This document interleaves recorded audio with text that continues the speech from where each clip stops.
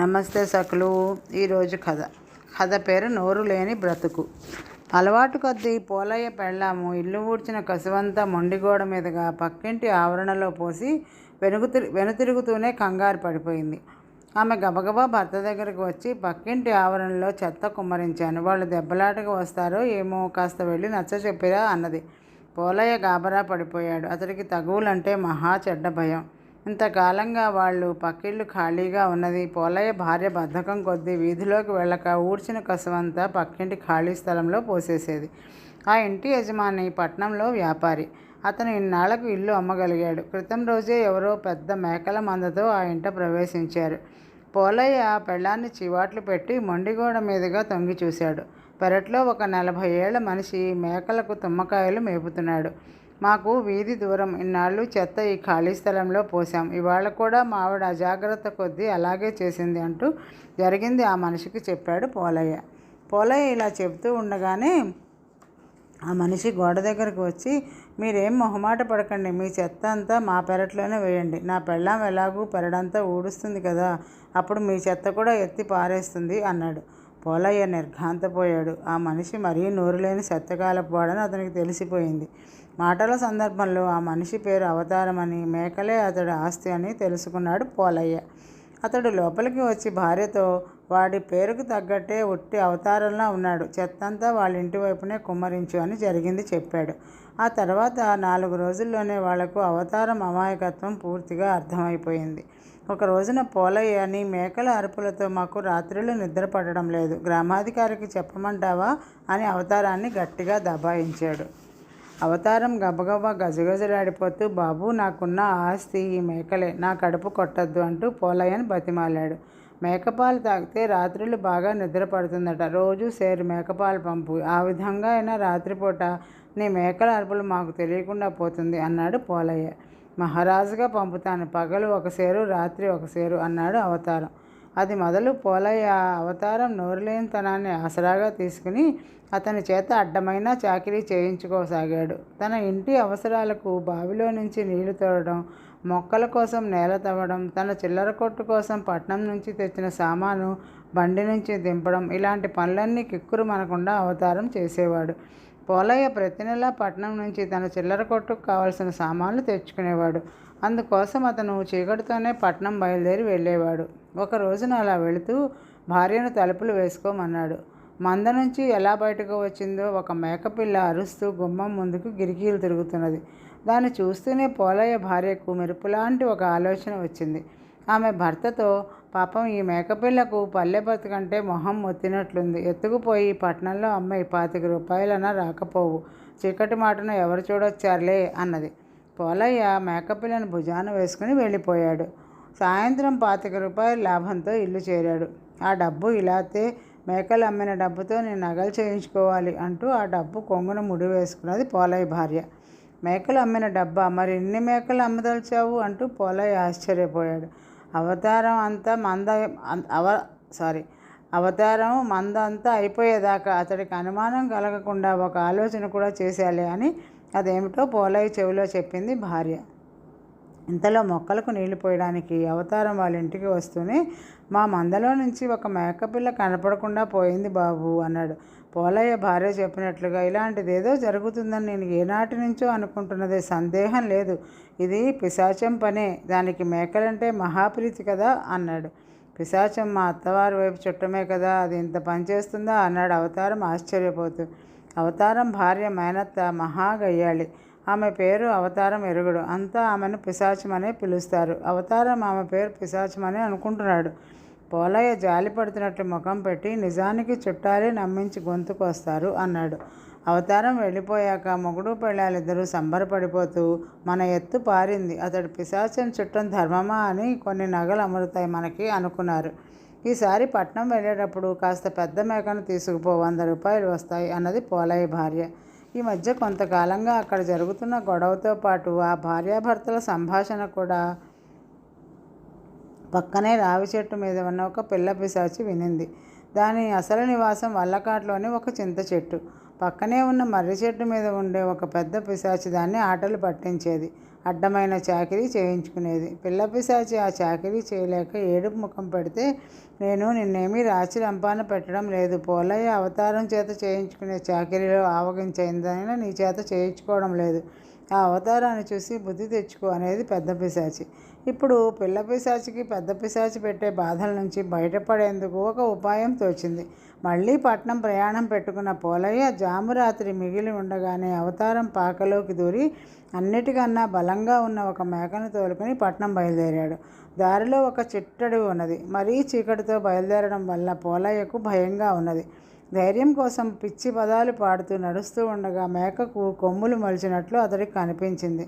మరి కొంత దూరం వెళ్ళేసరికి దానికి గడ్డము, ఒంటి మీద పులిచారలు వచ్చాయి. పోలయ్య కంపించిపోతూ తన ఊరికేసి పరిగెత్తసాగాడు. మేక పులిలా గంభీరంగా అరుస్తూ అతన్ని పొలిమేర దాకా తరిమి గబ్బిలంలాగా మారి వల్లకాట్లోని చింత చెట్టు మీదకి ఎగిరిపోయింది. పోలయ్య ఇల్లు చేరి భార్యకు జరిగిందంతా చెప్పి, నేను ప్రాణాలతో ఇల్లు చేరానంటే అది నీ మంగళసూత్రం బలం అనుకోవాలి. అవతారాన్ని మనం తక్కువ అంచనా వేశాం. అతడికి క్షమాపణ చెప్పుకుందాం. పిశాచం నిజంగానే అతడు చుట్టం అన్నాడు. పోలయ్య భార్య భయంతో వణికిపోతూ అప్పటికప్పుడే మొండిగోడ దగ్గరికి పోయి అవతారాన్ని కేకేసింది. అవతారం రాగానే, మమ్మల్ని క్షమించు, పిశాచాన్ని మా మీదకి ఉసికొల్పవద్దు, నీ చేత ఇక వెట్టి చాకిరీ చేయించుకోము అంటూ భార్యాభర్తలు అతడి చేతులు పట్టుకుని బతిమాలి అప్పటి వరకు అయిన పాల డబ్బు, మేకపిల్ల డబ్బు, అణా పైసలతో సహా లెక్క కట్టి ఇచ్చేశారు. అవతారానికి ఇదేం బోధపడక, మా అత్తగారి వైపు చుట్టమంటే వీళ్ళకి భయం అన్నమాట అనుకున్నాడు మనసులో. మేకగా మారిన పోలయ్యను హడలెత్తించిన పిల్ల పిశాచి పెద్ద పిశాచికి రావి చెట్టు మీద కూర్చుని ఈ జరిగిందంతా చూపించి, ఇక ఈ మొగుడు పెళ్ళాలు అవతారం చేత అడ్డమైన చాకిరీ చేయించుకోరు, నువ్వు వీళ్ళని చూసైనా బుద్ధి తెచ్చుకో అన్నది. పెద్ద పిశాచి విరగబడి నవ్వి, నోరులేని బతుకు ఇలాగే ఉంటుంది. నువ్వు పోలయ్యకు బుద్ధి చెప్పావు సరే, నాకు బుద్ధి చెప్పేవాడు వచ్చేదాకా నీకు మాత్రం అడ్డమైన గాడిది చాకిరీ తప్పదు అన్నది. ఈరోజుకి ఈ కథ అయిపోయిందండి. మరొక కథ అనుకున్నది ఒకటి. అనంతయ్య చాలాసేపు తలుపులు బాదాక అతడి భార్య అరుంధతి ఆవలిస్తూ వచ్చి తలుపు తెరిచి అరుగు మీద నుంచి ఆకాశం కేసి తొంగి చూస్తూ, ఇంత అర్ధరాత్రి వచ్చావేమిటి అన్నది. ఆ ఉదయమే అనంతయ్య పని మీద పొరుగు ఊరు వెళ్తూ మర్నాటికి కానీ రానని భార్యకి చెప్పాడు. పని త్వరగా తెమిలిపోయింది. సాయంత్రమే బాడుగ బండిలో బయలుదేరాను. సగం దారిలో బండి బురదలో దిగబడిపోయింది. అక్కడి నుంచి నడిచి వచ్చేసరికి ఈ వేళ అయింది అంటూ అనంతయ్య విసుగ్గా లోపలికి వచ్చాడు. అతని కాళ్ళు కడుక్కుంటే అరుంధతి, సాయంత్రం కనకయ్య పెళ్ళాం పెద్ద రచ్చ చేసింది. మన పిల్లి వాళ్ళింట్లో పాలు తాగేసిందట. నువ్వు వచ్చాక కనకయ్యను పంపించి నీ బుర్ర బద్దలు కొట్టిస్తుందట అన్నది. అనంతయ్య ఇంటి వెనక వైపు ఉన్న కనకయ్య కుటుంబం ఉంటున్నది. ఈ కుటుంబాల మధ్య పచ్చగడ్డి వేస్తే భగ్గుమంటుంది. కనకయ్య కోతలకేం కానీ ముందు నాకు వడ్డన చేయి అన్నాడు అనంతయ్య. అరుంధతి నాలుగు ఖర్చుకుంది. వండిన వంట ఆమె మెతుకు మిగలకుండా తినేసింది. సమయానికి ఇంట్లో కూరలు కూడా ఏమీ లేవు. ఆమె ఈ సంగతి భర్తకు చెప్పి, నువ్వు రాత్రికి తిరిగి వస్తావని అనుకోలేదు, ఇప్పుడు ఏం చేయటం అన్నది. ఈ మాటలు విని అనంతయ్య అగ్గి మీద గుగ్గిలమయ్యాడు. చాలా దూరం నడిచి రావడంతో అతడికి ఆకలి కరకరమంటోంది. సోలెడు బియ్యం చప్పున వార్చి తగలేస్తే పోలే, ఏ ఊరగాయతోనో తినేస్తాను అన్నాడు అనంతయ్య చిరాకు పడుతూ. అరుంధతి తటపటాయిస్తూనే చిన్న జాడీలోకి తీసిన ఊరగాయ అయిపోయింది. పెద్ద ఊరగాయ జాడీ అటక మీద ఉన్నది. దించాలంటే ఈ చీకట్లో తేళ్ళు జర్రులు, పెరట్లో తోటకూర ఉంది, కోసుకురా, ఈ లోపల నేను అన్నం వండుతాను అన్నది. విధి లేక అనంతయ్య విసుక్కుంటూ పెరట్లోకి వచ్చాడు. అక్కడంతా చీకటిమయం. అతను అలవాటుగా తోటకూర మడి దగ్గరకు వెళ్ళాడు. మడిలో అతని కాలు కింద ఏదో మెత్తగా తగిలింది. అనంతయ్య ఉలిక్కిపడి పరీక్ష చేసి చూస్తే అది పిల్లి పిల్ల. 4 రోజుల క్రితమే అనంతయ్య వాళ్ళ పిల్లి 4 కోనల్ని పెట్టింది. అందులో తెల్ల పిల్ల అతడి కాలు కింద పడిందనమాట. అనంతయ్య దాన్ని చూసి చచ్చిపోయినట్లు తెలుసుకున్నాడు. అతడికి ప్రాణం కడబట్టినంత పనైంది. పిల్లిని చంపిన పాపం పట్టి పీడిస్తుంది. పాప పరిహారం కోసం చేయవలన తంతుతో ఇల్లు గొల్లైపోతుంది. అరుంధతికి ఇలాంటి వాటిల్లో పట్టింపులు జాస్తి. గుట్టు చప్పుడు కాకుండా మడిలోనే దాన్ని పాతిపెట్టి గట్టిగా చెంపలు వేసుకుంటే కొంతవరకు పాపం పరిహారం అయిపోతుంది అనుకున్నాడు అనంతయ్య. అరుంధతి వంటగదిలో ఉన్నది. అనంతయ్య చప్పుడు కాకుండా తోటకూర మడిలో గుణపంతో గొయ్యి తవ్వి పిల్లి కూనని పాతిపెట్టి కూర కోసుకుని ఇంట్లోకి వెళ్ళిపోయాడు. తోటకూర కోయడానికి నీకు ఇంతసేపు పట్టింది, నేను మాత్రం వంట చిటికలో చేసేయాలి అని భర్తను సాధిస్తూ తోటకూర పులుసు కాచింది అరుంధతి. అయితే ఆ రాత్రి వేళ పెరట్లో ఏదో శబ్దమైతే చూడవచ్చిన కనకయ్య భార్య చీకట్లో అనంతయ్య తోటకూర మడిలో తవ్వుతూ ఉండడం చూసి ఆశ్చర్యపోయి ఈ వార్త చెప్పేందుకు గదిలోకి వెళ్ళి భర్తను గట్టిగా తట్టి లేపింది. అర్ధరాత్రి ఏం కొంప మునిగిందని నిద్ర లేపావంటూ కనకయ్య కళ్ళు తెరిచి ఒళ్ళు విరుచుకోసాగాడు. లే మన కొంప నిండబోతున్నది. అనంతయ్య తోటకూర మడి తవ్వి బంగారమో డబ్బో దాచిపెట్టాడు. ఊళ్ళో దొంగల భయం జాస్తిగా ఉన్నది కదా, వాళ్ళు పడుకోగానే నువ్వు గుట్టు చప్పుడు కాకుండా గోడ దూకిపోయి ఆ డబ్బు పట్టుకురా. ఈ విధంగా అయినా వాళ్లకు మంచి శాస్తి చేయాలి అన్నది కనకయ్య భార్య. డబ్బు మాట వింటూనే కనకయ్యకు పూర్తిగా నిద్రమత్తు వదిలిపోయింది. అనంతయ్య దాచింది తవ్వి తెచ్చుకోవడానికి అతను చిన్న పెట్టె తీసుకుని బయలుదేరాడు. గోడ దూకి అనంతయ్య తోటకూర మడిలో తవ్విన గుర్తు త్వరలోనే తెలుసుకున్నాడు. గుణపంతో ఆ స్థలాన్ని తిరగదోడబోతున్న కనకయ్య కంఠానికి చల్లగా ఏదో తగిలింది. అతను ఉలిక్కిపడి తల ఎత్తి చూసేసరికి పక్కనే నల్లటి దుస్తుల్లో భయంకరంగా ఉన్న దొంగ కనిపించాడు. కష్టపడి గొయ్యి తవ్వి డబ్బు దాచడానికి అవస్థ పడుతున్నావెందుకు? ఆ పెట్టె నాకిచ్చి శుభ్రంగా చేతులు కడిగేసుకో అన్నాడు దొంగ కరుకుగా. దొంగను చూసిన కనకయ్యకు కాళ్ళు చేతులు ఆడకపోయినా బుర్ర మాత్రం చురుగ్గా పనిచేసింది. దొంగ ఈ ఇల్లు తనదని, తాను డబ్బు పాటుపెట్టి పోతున్నానని అనుకుంటున్నాడు. ఈ అవకాశం ఉపయోగించుకుని దొంగ చేత అనంత ఈ ఇల్లు దోయించాలనుకున్నాడు కనకయ్య. అతను మూత తెరిచి ఖాళీ పెట్టెని దొంగకు చూపుతూ, నా భార్య ఈ పెట్టె పట్టేంత గుంటను తవ్వమన్నది. తన నగలన్నీ తెచ్చి ఇందులో వేస్తుందట. పోయి తలుపు తట్టి ఆమెను పిలిచి గొడవ చేయకుండా ఆ నగలేవో పట్టుకుపో, నన్ను మాత్రం ఏమీ చేయకు అన్నాడు. నా గొంతు వింటూ తలుపు తెరుస్తుందా? నీ పెళ్ళాన్ని నువ్వే పిలు.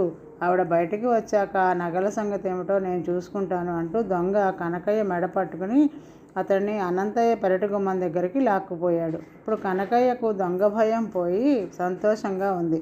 అతను పెద్దగా గొంతెత్తి అరుంధతి త్వరగా రా అంటూ కేక పెట్టాడు. తలుపు తెరవగానే అతని భార్యకి ఏమైనా సైగలు చేస్తాడేమో అని అనుమానించి దొంగ కనకయ్యను పెడగా తోసి తాను తలుపు దగ్గరగా నిలబడ్డాడు. కనకయ్య మరొకసారి అరుంధతి అంటూ కేక పెట్టాడు.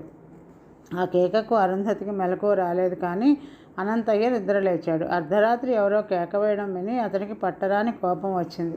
హఠాత్తుగా అతడికి కనకయ్య భార్య తన భర్త చేత బుర్ర బద్దలు కొట్టిస్తానన్న మాట కూడా గుర్తుకు వచ్చింది.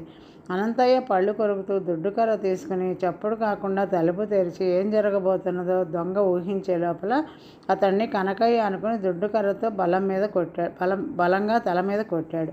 దొంగ కుయ్యమని కూడా అనకుండా కుప్పకూలిపోయాడు. కనకయ్య ఆ దెబ్బ తన నెత్తిన పడినంతగా అదిరిపడ్డాడు. కోపం వస్తే అనంతయ్య ఎంతటి సాహసానికైనా వెనుదీయడని అతడికి తెలిసిపోయింది. అలాంటి వాడితో గిల్లి గజ్జాల కన్నా స్నేహంగా ఉండడమే తనకు క్షేమం. కనకయ్య ఇలా ఆలోచించి లేని సంతోషాన్ని కనబరుస్తూ, భేష్ అనంతయ్య, గజ దొంగ అంతటి వాడిని ఒక్క దెబ్బతో మట్టి గరిపించావు. నీకు గ్రామాధికారి నుంచి పెద్ద బహుమానం రాక మానదు అన్నాడు. అనంతయ్య ఈసారి దుడ్డుకర్రను కనకయ్య కేసి గురి చేసి, ఈ వెకిలి కబుర్లు అలా ఉంచు, ముందుగా నేను అడిగిన దానికి జవాబు చెప్పు. నువ్వనే ఈ గజ దొంగ వెంట నా పెరట్లోకి నువ్వెందుకు వచ్చావు అని అడిగాడు. కనకయ్య వణికిపోతూ, జరిగిందంతా అనంతయ్యకు చెప్పి ఇలా ఎందుకు చేశావని అడక్కు. దీన్నే బుద్ధి గడ్డి తినడం అంటారు. నన్ను క్షమించు.